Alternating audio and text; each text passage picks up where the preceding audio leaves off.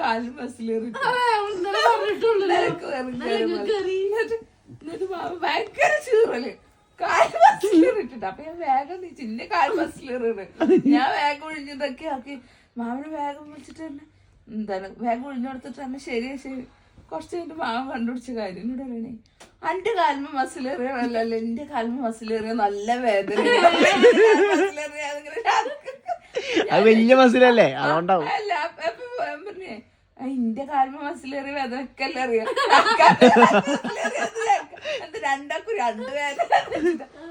അന്റെ മസില് ചെറുതല്ല ഇന്റെ കാലിന്റെ മസില്. അപ്പൊ അജ്ജി പറഞ്ഞു കൊടുന്നു. അപ്പൊ ഞാൻ കെടുത്ത് എന്ത് ചെയ്തു, കാലിങ്ങനെ നടക്കാൻ അപ്പൊ കാല് നടക്കാതാ